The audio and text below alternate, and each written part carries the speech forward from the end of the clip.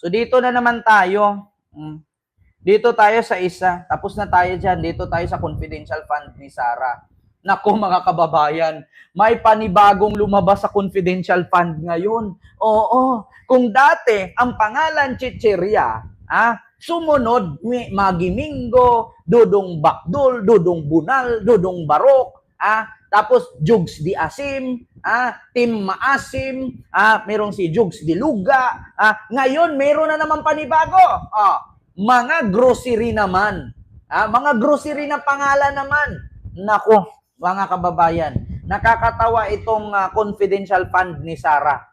Kung dati Chicheria, Merigris Piatos, Nova, Awishi, Nagaraya, ngayon, Chicheria, meron pang ang pangalan Xiaomi, may 8, may pangalan pang ang Ranger. Ngayon, Chicheria, ano na naman, grocery. Pangalan ng grocery na naman. Diyos mio, Mang Rimar. Paiba-iba na lang. Sarap ang kape. Hindi po ako nagkakape. Energin po yan. Energy na may halong collagen alpha. Pampalaki ng titi. Yeah? So, ito na mga kababayan. Confidential fund. Naku. Confi funds ni Sarah. Pang grocery. Ay, Diyos mio, Marimar. Pang grocery na naman ito. Ang pangalan. Ay, Diyos ko. Team Mabaho, Team Maasim. Ngayon, Team Grocery. Ito Pampano and Bacon. What's for dinner or confit fund recipe? Ito na, mga kababayan. Bisitahin natin ito, Kasi natawa ako dito sa confit fund ni Sarah. Paiba-iba ang pangalan. Ito. Mga bagong pangalang na-discover sa spy fund ni Sara Duterte. Team Grocery naman ito Nung nakaraan, Team Asim. Ito. Beverly Claire Pampano. Pangalan na, Beverly Claire Pampano. Sunod, Miko Harina. Sunod, Sala Kazim, Patiting, and Ralph Juice Bacon. Putang ina. Ang ganda ng mga ano nila, no? Sunod yan, brand name ng sigarilyo. Hope, Fortune, Faith, tapos Marlboro, tapos Fortune Pula, Fortune Puti, tapos meron pa yung isa, Maverick, ang ganda ng pangalan nito. Sa Abante News ito, hindi ito fake news. Abante News yan. Hindi tayo gumagawa-gawa ng kwento. Abante News yan. Panibagong pangalan na naman ang nakuha. Ang pangalan ng mga benepisyaryo ng confidential fund. Ang pangalan, Team Grocery. Nung nakaraan, Team Chicheria. Tapos, Team Dudong. Pangatlo, Team Mabaho, Team Asim. Ngayon, Team Grocery. Wow, sa sunod nito, mga pangalan sasakyan na. May Xiaomi na, di ba? Merong Ranger Ford. Ito naman, Team Grocery. Sa bagay, syempre, hindi ka pwede mag-grocery kung wala kang sasakyan.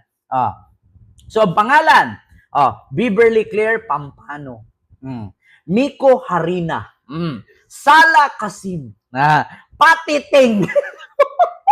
Anak lang titing. Ito, Ralph Juice Bacon. Kulang na lang pangalan dito pangalan nito? Ramsey Gordon. Gordon Ramsey. Potang inang yan, Sarah. Anong pinagagawa mo sa Pilipinas? Kape muna tayo. May collagen. May collagen pampalaki ng titi. Ayan, maraming... ang laki naman nito, $499. Nako, Ma'am Rusa Abaga. Thank you so much po sa yung palipad. Nako, thank you so much. Naku, ang laki-laki, $499. Tang inang yan. 20 million, Naku, basta magsabi ka talaga ng totoo, malaki-laki talaga. Naku, sunod bit ko yung mga animals na pangalan. Di ba? Report ka na, Kent. Di na dyan sa pinakita mong flag, edited mo yan. Sabi ni Kamao. Ayan na naman sa report. Alam mo, Kamao, wag mo nang gawing bobo ang mga nanood sa akin. Hindi lang ako nanood dito. Maraming nakapanood. Hindi edited ang flag na to. Mismo yang nag-post nito ay isa ding DDS. Hindi lang kasi nila natakpan. Yan ang minsan kasi sa mga DDS. Pag nag-selfie kayo, make sure na wala kayong hindi kayo mabubutasan at hindi kayo nasisilip. Yeah. Nabubutasan kayo eh. Post kayo ngayon. Andito kami ngayon sa Japan. Pero yung picture mo, Divisoria. Yeah. Andito kami ngayon sa Chinatown. Yung pala, nasaan? Divisoria lang pala. Di na-edit ng ayos. Ayun, na-booking. Yeah? Ito tayo ngayon. Bagong pangalan ng confidential fund ni Sarah. Nilabas na naman. Beverly Claire Pampano, Miko Harina, Sala Kasim, Patty Ting, Ralph Juice Bacon. Putang inang mga pangalan na yan. Patty Ting, anak ng Teteng. Yeah? Bawal yan.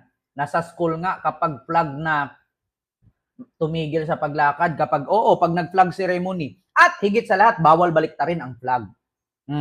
So, bukod dito mga kababayan, na nilabas ng balita ngayon na iba na naman pangalan sa confidential fund ni Sarah, ilabas natin at nilabas ng COA ang red flags ng confidential fund ni Sarah mula 2016 hanggang ngayon. Nako, milyon-milyon ito mga kababayan. Confidential fund of Sara Duterte from 2016 and 2022. Ito na. Ay, Diyos ko. Ito na, fact check. Confidential fund from Rappler. Nako, ito na. Fact check, Sara Duterte's Office of the Vice President Confidential Fund from not from the Office of the President. Ito, nakalagay itong pinact check niya. Fake news daw ito. Pero, pag tinignan natin dito, mga kababayan, ito. Wait lang. COA reports Davao City had over 2.6 billion confidential fund during Sara Duterte's mayoral term. Ito na, 2.6 billion ang confidential fund ni Sara nung mayor pa siya. ABS-CBN News. Kaya pala si Hanilit pinaghahablot mga cellphone ng mga reporter Sabi nga ni Gretchen Ho, ang bias po lagyan niyo ng ED. Kasi pag bias lang, hindi yan salitang bias. Mali. Wrong spelling, wrong. Ang bias may ED. Naalala ninyo? Ang bias may ED. Ito na. COA reports Davao City had over 2.6 billion. Nako, mayaman-yaman nga naman. Davao City had over 2.6 billion confidential fund during Sara Duterte's mayoral team. Nako, mga kababayan, eto na nga. 2.6 billion pala nung mayor pa lang si Sara. Malaking-laking pera nga naman. Yeah? Delikado ito. Diba? Adi Daniel, tama, violation yan sa RA. Anong tawag dito? Heraldic Code. Yeah? Yung pangbababoy sa flag. So, ito na. Mga kababayan, Manila, Davao City, and Manila, Philippines. Davao City had over 2.6 billion in confidential fund from 2016 to 2022. Ayan po, ABS-CBN News po yan. I-search nyo na lang po, screenshot nyo. Hindi tayo fake news, hindi tayo gumagawa karong nito, hindi tayo DDS. So, 2.6 billion in confidential funds from 2016 to 2022. Corresponding to this year, Vice President Sara Duterte served as mayor. So, in 2016 audit report covered her first 6 months as mayor, taking over after her father Rodrigo Duterte was elected president. So 2022 report covered her last 6 months as mayor before coming vice president and the first 6 years of her brother Sebastian term as mayor. So Davao City had confidential fund about 144 million in 2016. Ma'am Mimi, maraming salamat sa yung 100 sec super sticker. Thank you so much, Ma'am Mimi. Ayan. So, ito na. Davao City had confidential fund about 144 million in 2016 and 293 million in 2017. Napakalaki. In 2016, merong 144 million confidential fund ang Davao City. Noong 2017, merong 293 million. In 2018, merong 420 million. And 460 million each year, 2019 to 2022. Ayan o. COA, nilaglag na si Sara. O, ulitin ko 144 million in 2016. 293 million in 2017. 420 million in 2018. And 460 million each year from 2019 to 2022. Putang inang yan.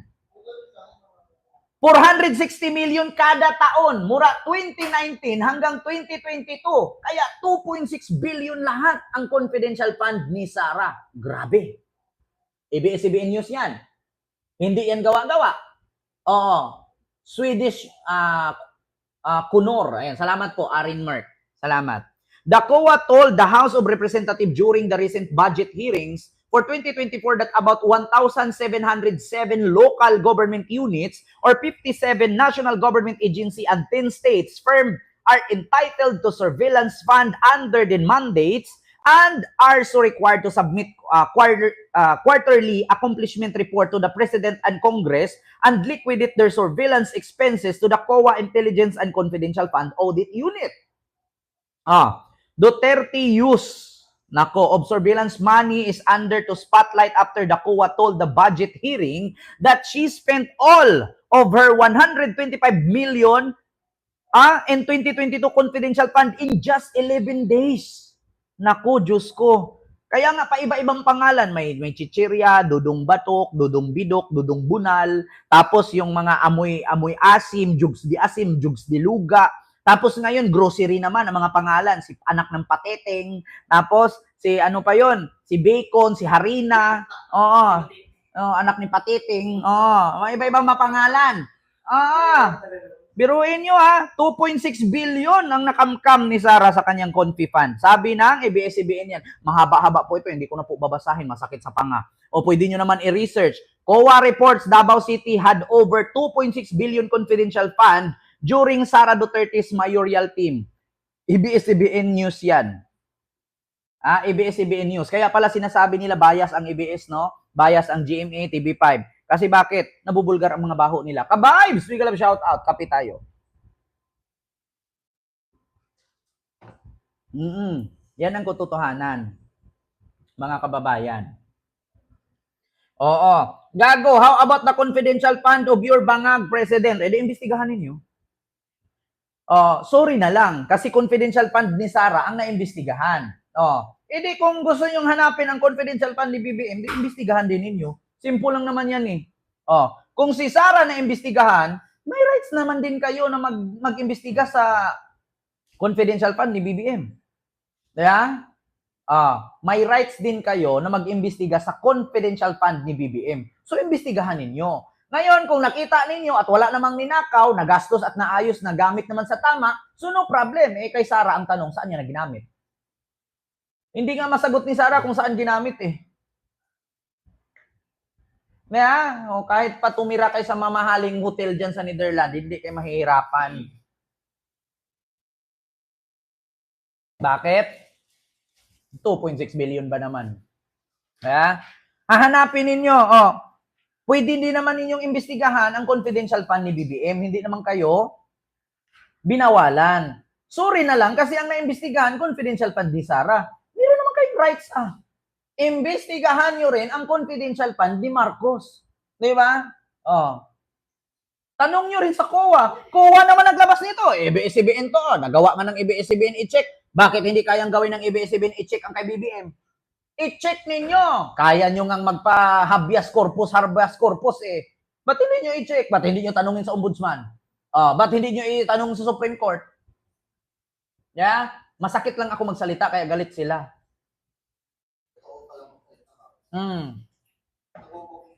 Masakit lang talaga. Hindi totoo, masakit. Puntahan ninyo sa ombudsman, i-file ninyo doon. Ombudsman kay diretso, wag na Supreme Court. Wala rin naman kwenta. Hindi nga umattend sa hearing doon. ombudsman kayo diretso, tapos i-file ninyo doon, imbestigahan ang confidential fund ni BBM. Kung sino man ang nanghihikayat nun, isipin niyo, baka makasuhan kayo ng sedisyon. Diba? Kung gusto niyo mawala si BBM sa posisyon, mag-file kayo ng impeachment sa ombudsman. Libre man ombudsman eh. Yeah? Libre ang ombudsman. Walang bawal doon. Hindi nga sumusunod kay BBM ang Supreme Court eh. Yeah? So yun lang. Napakalaki ng pera pala, 2016 to 2022, 2.6 billion. Yeah? Pinakita ko lang sa inyo. Ulitin ko ha. ABS-CBN News.